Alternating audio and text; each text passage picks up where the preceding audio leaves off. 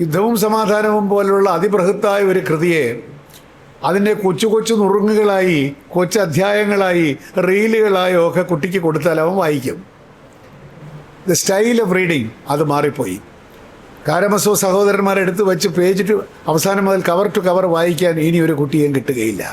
കാരണം കുട്ടികളുടെ attention span വളരെ കുറഞ്ഞിരിക്കുന്നു. അത് അവരുടെ കുറ്റമല്ല. അവർ ജീവിക്കുന്ന സാങ്കേതിക വിദ്യ അവരെ കൊണ്ട് 1 മിനിറ്റിൽ നിങ്ങൾക്കിത് പറയാൻ പറ്റുമോ എന്നാണ് ചോദിക്കുന്നത്. They are in A hurry. അവർക്ക് പെട്ടെന്ന് അറിയണം. അല്ലാതെ ഈ ആമുഖമായി ഇപ്പോൾ ക്ലാസിക്കൽ സംഗീതം പാടുന്നത് പോലെ രാഗം വിസ്തരിച്ച് പിന്നെ പിന്നെ പിന്നെ പല്ലവി പാടി സ്വരം വിസ്തരിച്ച്, അത് ഒരു കാലഘട്ടത്തിൻ്റെ സമയബോധമാണ്. ഒരു കാലഘട്ടത്തിൻ്റെ സമയബോധമാണ്. ഇല്ലെങ്കിൽ രാത്രി മുഴുവൻ നടക്കുന്ന ഒരു കഥകളി എന്നുള്ളത് ഇപ്പം നമുക്ക് സങ്കല്പിക്കാൻ സാധിക്കുമോ? വെളുക്കുവോളം കഥകളിയാണ്. പായുമായിട്ടാണ് പോകുന്നത്. പോണവർ മിക്കവരും അവിടെ കിടന്നുറങ്ങി, കഥകളി കണ്ടിട്ടില്ല. ഈ രാത്രി മുഴുവൻ കഥകളി എന്ന് പറഞ്ഞാലും പായം ചുരുട്ടി പോകുന്നതല്ലാതെ ചെന്നുടനെ ഉറങ്ങും. അമ്മമ്മ ചെന്നുടനെ ഉറങ്ങും. പിള്ളേർ കുറേ നേരമൊക്കെ കപ്പലിലേക്ക് കുറിച്ചിട്ട് അവിടെ നടക്കും. എന്തെങ്കിലുമൊക്കെ ഇത്തിരി കാണും. എന്നാലും രാത്രി മുഴുവൻ കളിയാണ്. ഇപ്പോൾ രാത്രി മുഴുവൻ കഥകളി എന്നുള്ളത് നമുക്ക് ചിന്തിക്കാൻ സാധിക്കുകയില്ല. കാരണം നമ്മൾ ജീവിക്കുന്ന ലോകത്തതല്ല. ഇൻസ്റ്റൻ്റായിട്ട് ഞാനീ പറഞ്ഞ പോലെ ഗ്യാസ് ബുക്കിങ്ങിന് 1 മിനിറ്റ് എടുക്കുന്ന കാലത്ത് ഞാൻ 16 മണിക്കൂർ വായിക്കണം എന്ന് പറഞ്ഞാൽ സാധിക്കുകയില്ല. ഞാനിതെല്ലാം പറയുന്നത് സാങ്കേതിക വിദ്യ നമുക്ക് ഏൽപ്പിച്ചു തരുന്ന പരിമിതികളും സാധ്യതകളും ഏറ്റവും കൂടുതൽ കണക്കിലെടുക്കേണ്ടത് പ്രസാധകരാണ് എന്നുള്ളതാണ്. പഴയതുപോലെ 500 പേജുള്ള പുസ്തകങ്ങൾ എഴുതി മഹാഗ്രന്ഥങ്ങൾ പ്രചരിപ്പിക്കാം എന്നുള്ള വിചാരം ഇനി പ്രഭാത് ബുക്ക് ഹൗസിന് എന്നല്ല ആർക്കും വേണ്ട. 200 പേജിൽ കൂടുതലുള്ള ഒരു പുസ്തകവും ആരും വാങ്ങിക്കുകയില്ല എന്നാണ് എനിക്ക് തോന്നുന്നത്. വിലാസിനിയുടെ അവകാശികളൊക്കെ ഇനിയിപ്പോൾ തൂക്കി വയ്ക്കാൻ മാത്രമേ സാധിക്കൂ എന്നാണ് എനിക്ക് തോന്നുന്നത്. ആരെങ്കിലും ഇത്രയും വാങ്ങിച്ചു വയ്ക്കുമോ? എൻ്റെ അലമാരിയിൽ സ്ഥലമില്ല. അപ്പോൾ അങ്ങനെയുള്ള ബൃഹത് ഗ്രന്ഥങ്ങൾ ഇറങ്ങുകയില്ലേ എന്ന് ചോദിച്ചാൽ ബുദ്ധിമുട്ടായിരിക്കും. ആ ബൃഹത് സ്വഭാവം എന്നുള്ളത് പേജുകളുടെ എണ്ണത്തിലല്ല, ഒരുപക്ഷെ സാന്ദ്രതയിലായിരിക്കണം ഇനി അതിൻ്റെ ബൃഹത് സ്വഭാവം വരേണ്ടത് എന്നെനിക്ക് തോന്നും. അപ്പോൾ എഴുത്തുകാരൻ്റെ മേലും ഈ സാങ്കേതിക വിദ്യ ചില നിയന്ത്രണങ്ങളോ ചില നിർബന്ധങ്ങളോ ഒക്കെ കൊണ്ടുവരുന്നുണ്ട്. പഴയതുപോലെ ഒരുപാട് പേജ് എഴുതിയാൽ അത് പിന്നെ ഖണ്ഡശ പ്രസിദ്ധീകരിക്കുമ്പോൾ പൈസ കൂടുതൽ കിട്ടും. ഓരോ ഖണ്ഡത്തിനും ഓരോ അധ്യായത്തിനും പൈസ വെച്ച് എഴുതാമല്ലോ എന്ന് വിചാരിച്ചിട്ട് 100-120 ചാപ്റ്ററിൽ നോവൽ എഴുതിയവരൊക്കെ ഉണ്ട് കേട്ടോ രാജ്യത്ത്. അതൊക്കെ മാറി ആരും വായിക്കുകയില്ല. പക്ഷേ ഞാനിതൊക്കെ പറഞ്ഞെങ്കിലും ആളുകൾക്ക് റീൽ മെൻറ്റാലിറ്റിയാണ്. 3 മിനിറ്റാണ് മാക്സിമം അവൻ്റെ അറ്റൻഷൻ സ്പാൻ എന്നൊക്കെ നമ്മൾ പറയുമ്പോഴും പീപ്പിൾ വോണ്ട് ബ്രെവിറ്റി, പെട്ടെന്ന് കാര്യത്തിലേക്ക് വരണം എന്ന ഒരു മനോഭാവമാണ് ഇന്ന് ചെറുപ്പക്കാർക്കുള്ളത്. ഈ ചുമ്മാ പോച്ചയടിക്കാനുള്ള സമയമില്ല. ദേ വോണ്ട് റിസൾട്ട് ഇമ്മീഡിയറ്റ്ലി. നമ്മൾ സമരങ്ങളിലൊക്കെ കാണുന്നത് തന്നെയാണ്. പണ്ടത്തെ പോലെ പിന്നെ ചർച്ചയ്ക്ക് വിളിച്ച് ചർച്ച അലസി പിരിഞ്ഞ് വീണ്ടും അടുത്ത തീയതി അറിയിക്കുക എന്നൊക്കെ പറഞ്ഞതൊക്കെ പണ്ടതൊക്കെ വീട്ടിൽ പറഞ്ഞാൽ മതി എന്ന് പറയുന്നൊരു സ്ഥിതിയാണ്. They want immediate result. ജാർഖണ്ഡിൽ മുഖ്യമന്ത്രി അവസാനം മുട്ടുമടക്കിയില്ലേ? Youngsters have become impatient. അത് സാങ്കേതിക വിദ്യയുടെ ലോകത്ത് അവരുടെ പേഷ്യൻസ് കുറയുകയാണ്. നമുക്കുണ്ടായിരുന്ന പേഷ്യൻസോ നമ്മുടെ അച്ഛനമ്മമാർക്കുണ്ടായിരുന്ന പേഷ്യൻസോ ഇന്നത്തെ തലമുറയ്ക്ക് ഉണ്ടാവുകയില്ല. സാങ്കേതിക വിദ്യയുടെ പരിചയം കൊണ്ട് അവർക്ക് വളരെ പെട്ടെന്ന് റിസൾട്ടുകൾ വേണം എന്ന വിചാരം, എന്ന മനോഭാവം എഴുത്തിനെയും വായനയെയും പുസ്തക പ്രസാധനത്തെയും ബാധിച്ചിരിക്കുന്നു എന്ന് പറയാനാണ് ഞാൻ ഈ കുറച്ച് ഉദാഹരണങ്ങളെല്ലാം പറഞ്ഞ് നിങ്ങളോട് ഇത്രയൊക്കെ പറഞ്ഞു. ഇവിടെ ഇരിക്കുന്ന നിങ്ങൾ പലരും എഴുത്തുകാരാണ്. നമ്മൾ പണ്ട് എഴുതിക്കൊണ്ടിരിക്കുന്ന രീതിയിൽ 500 പേജുള്ള മഹാഗ്രന്ഥം എഴുതാമെന്നൊക്കെ ആരെങ്കിലും വിചാരിച്ചിട്ടുണ്ടെങ്കിൽ അത് ആരോഗ്യത്തിന് നല്ലതാണ്, ബുദ്ധിക്ക് നല്ലതാണ്, നല്ല ബുദ്ധി വ്യായാമമാണ്. അതുകൊണ്ട് എഴുതുന്നതിൽ തെറ്റില്ല. അൽഷൈമേഴ്സ് വരാതിരിക്കാൻ വേണ്ടി 500 പേജുള്ള പുസ്തകം എഴുതിയാൽ തിരക്കേടൊന്നുമില്ല. പക്ഷേ ഇത് വിറ്റിട്ട് പ്രസാധകനും എനിക്കും എന്തെങ്കിലും കിട്ടും എന്നുള്ള വിചാരമാണെങ്കിൽ അത് എങ്ങും എത്താത്തൊരു സ്വപ്നമാണ് എന്നുള്ളതാണ് വാസ്തവം. അപ്പോൾ ഞാൻ പറഞ്ഞു വരുന്നത് ഇനിയിപ്പോൾ നല്ല പുസ്തകങ്ങൾ എഴുതാൻ പാടില്ല എന്നാണോ? അല്ല. ഞാൻ പറഞ്ഞു വരുന്നത് വൈലോപ്പള്ളിയുടെ ഒരു വരിയുണ്ടല്ലോ, പഴകിയ ശീലം പോലൊരു ബന്ധനമില്ല ലോകത്തിലെന്ന് ഒറ്റ പറഞ്ഞിട്ട് വൈലോപ്പള്ളിയുടെ ഒരു വരിയുണ്ട്. പഴകിയ ശീലം പോലെ ബന്ധനം വേറെ ഒന്നുമില്ല എന്ന് എല്ലാവർക്കും അറിയാവുന്ന കാര്യമാണെങ്കിലും വൈലോപ്പള്ളിയുടെ ഒരു വരിയുണ്ട്. ഇങ്ങനെ നമ്മൾ സ്വയം ഒന്ന് ആലോചിച്ചാൽ നമുക്ക് ഇക്കാലത്തുണ്ടാകുന്ന പല പരാജയങ്ങളുടെയും കാരണം, പല നിരാശകളുടെയും കാരണം നമുക്ക് പഴകിയ ശീലങ്ങളോടുള്ള പ്രണയമാണ് എന്ന് കാണാം. പഴകിയ ശീലങ്ങൾ, ആശാനത് പണ്ടേ പറഞ്ഞു, കേവലം ആചാര നൂലുകളെല്ലാം പഴകിപ്പോയി, അതുകൊണ്ട് മാറ്റുവിൻ ചട്ടങ്ങളെ എന്ന് പറഞ്ഞ കവി നിത്യനൂതന ആർജിച്ച കവിയാണ്. പഴകിയ ശീലം, പ്രഭാത് ബുക്ക് ഹൗസിന് പഴകിയ ശീലങ്ങളുണ്ടോ എന്ന് എനിക്ക് അറിഞ്ഞുകൂടാ. പക്ഷേ പ്രസാധക ലോകത്ത് പഴകിയ ശീലങ്ങളുടെ സ്ഥാനത്ത് പുതിയ ശീലങ്ങൾ ഉണ്ടാവണം എന്നാണ് എനിക്ക് തോന്നുന്നത്.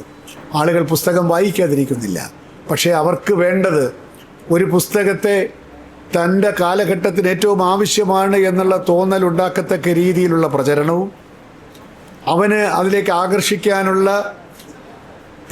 മറ്റ് മെറ്റീരിയൽസ്. ഇപ്പോൾ ഒരു പുസ്തകം ഇറങ്ങുന്നതിന് മുമ്പ് അതിനെപ്പറ്റി ഒരു റീല് ഇറങ്ങിയാൽ തീർച്ചയായിട്ടും ആളുകൾ വായിക്കും. അതിൽ ഒരു അധ്യായത്തിൻ്റെ സമ്മറി നിങ്ങൾക്ക് ഡിജിറ്റൽ ലോകത്തിലൂടെ വായനക്കാരെ അറിയിക്കാൻ സാധിക്കുമെങ്കിൽ ആ പുസ്തകത്തിൻ്റെ വിപണി കുറച്ചും കൂടെ മെച്ചപ്പെടുന്നു, അത് കൂടുതൽ ആളുകളിലേക്ക് എത്തുന്നു.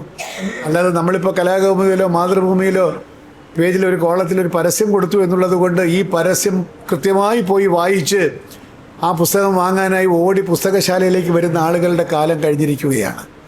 അവൻ ആകർഷണം തോന്നിയാൽ ഈ റീൽ കണ്ടു കഴിഞ്ഞാൽ ഉടൻ തന്നെ ആമസോണിൽ കയറിയ പുസ്തകം വാങ്ങുക എന്നുള്ളതാണ് പുതിയ തലമുറയുടെ ശീലം.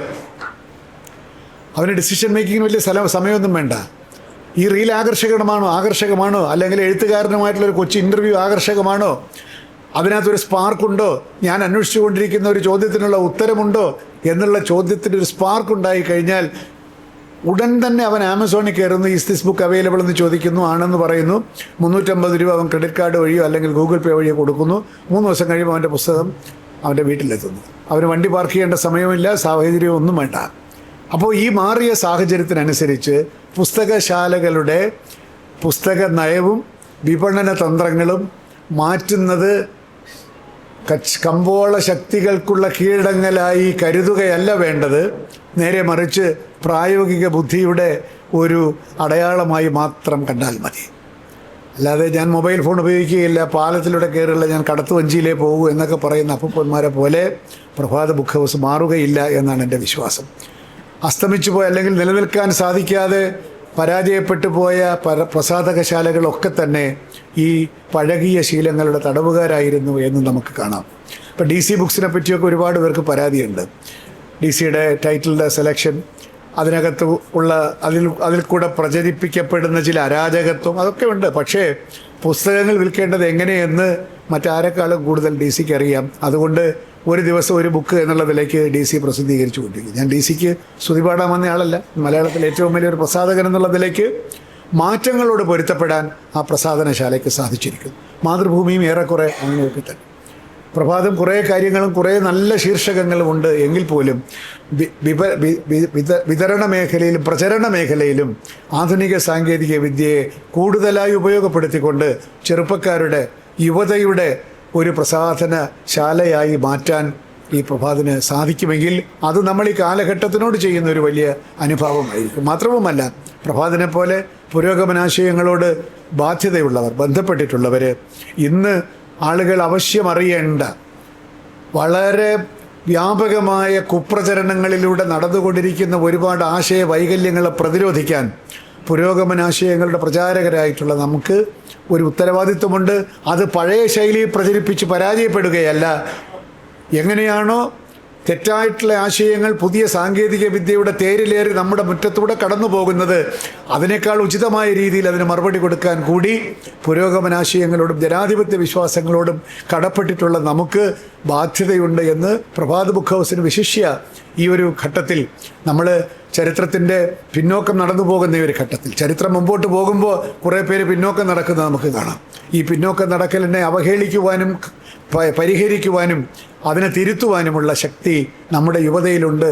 അതിൻ്റെ ഒരു പ്രകടനമായി ഈ പ്രസാധനശാലയെ മാറ്റുവാനും പുതിയ ആശയങ്ങൾക്ക്, നവീന ആശയങ്ങൾക്ക്, ജനാധിപത്യ മൂല്യങ്ങൾക്ക് ജനങ്ങൾക്കിടയിൽ പ്രചാരണം കൊടുക്കത്തക്ക രീതിയിലുള്ള പുസ്തക പ്രചരണ ശൈലി, വിപണന ശൈലിയിലേക്ക് മാറാൻ ഈ സമ്മേളനവും എഴുത്തുകാരുടെ ഈ സംഗമവും പ്രഭാത് ബുക്ക് ഹൗസിന് മാർഗദർശനമാകട്ടെ, പ്രചോദനമാകട്ടെ എന്ന് മാത്രം പ്രാർത്ഥിച്ചുകൊണ്ടും, പ്രഭാത് ബുക്ക് ഹൗസിനെ പോലുള്ള ഒരു സ്ഥാപനം യാതൊരു കാരണവശാലും ദുർബലമാകാൻ പാടില്ല എന്നുകൂടി പുരോഗമനാശയങ്ങളിൽ വിശ്വാസമുള്ള വ്യക്തികൾ എന്നുള്ള നിലയ്ക്ക് നമുക്ക് പുനരർപ്പണം ചെയ്യേണ്ടതുണ്ട് എന്നുകൂടി ഓർമ്മിപ്പിച്ചുകൊണ്ട് ഈ മഹത്തരമായിട്ടുള്ള ഈ സംഗമം ഉദ്ഘാടനം ചെയ്തതായി അറിയിക്കുന്നു. നിങ്ങൾക്ക് ഏവർക്കും നന്ദി.